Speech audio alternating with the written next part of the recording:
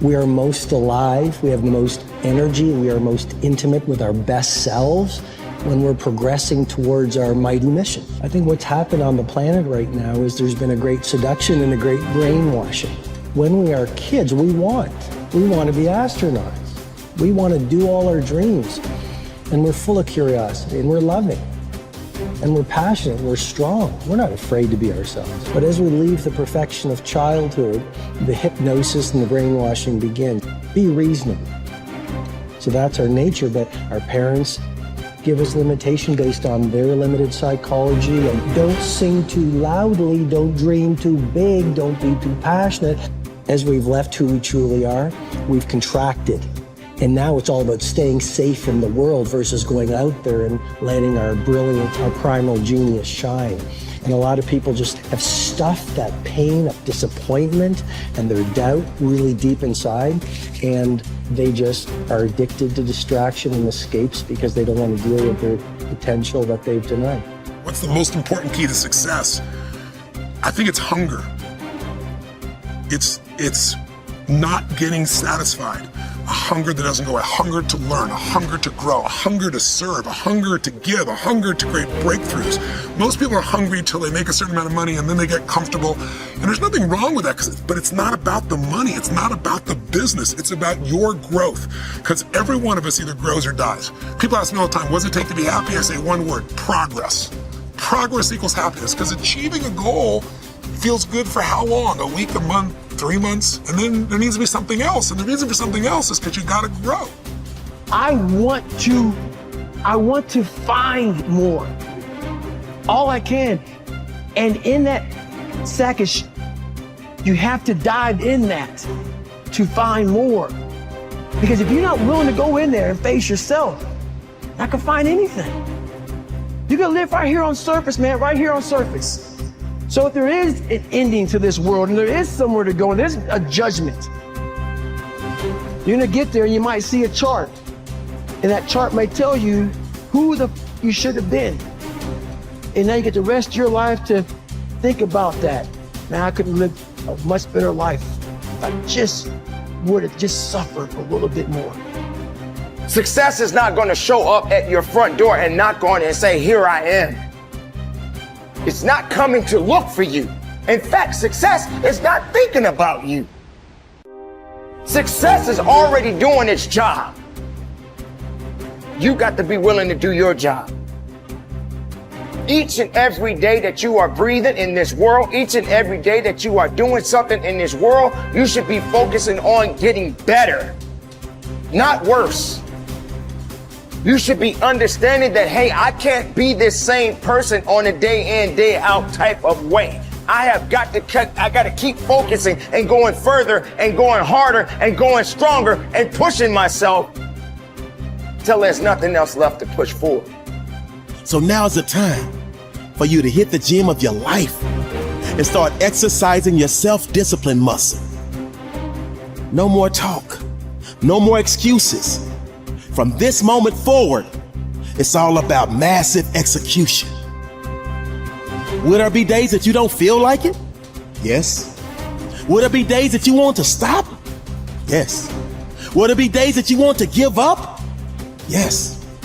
Will there be days that you want to quit? Yes.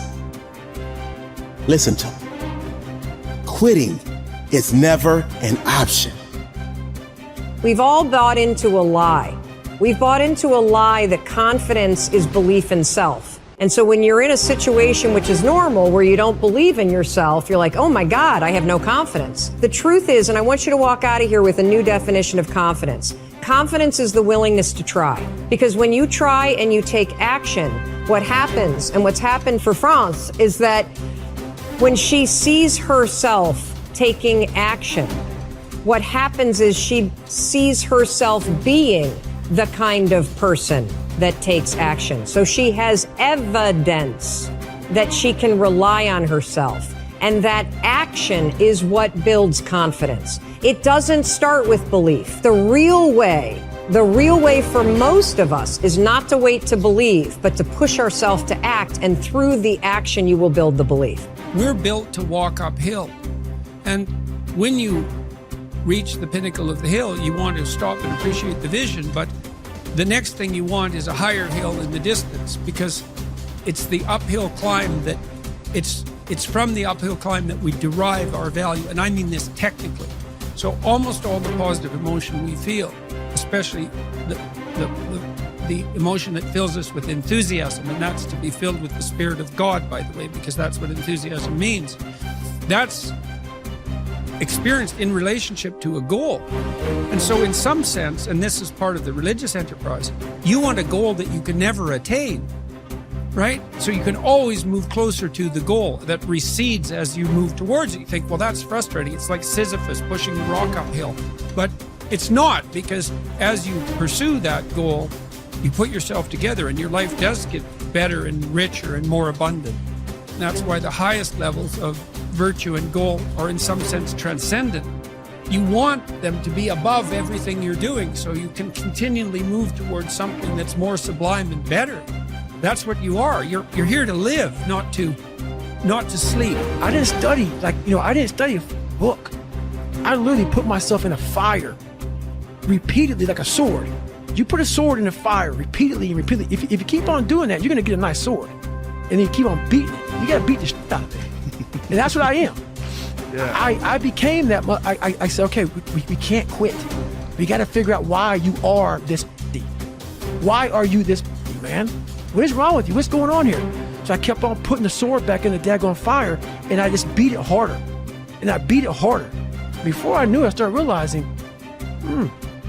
all right, man, the brain is starting to get hard. The brain is starting to get hard. I'm no longer a theorist. I'm now a practitioner. I put it in hell. I dissected it while it's in hell, because you can't dissect anything in a normal environment. You can't dissect anything in 72-degree weather. You must put it in the freezer and freeze the fuck out of it. And then you dissect it. Dissect it when it's miserable.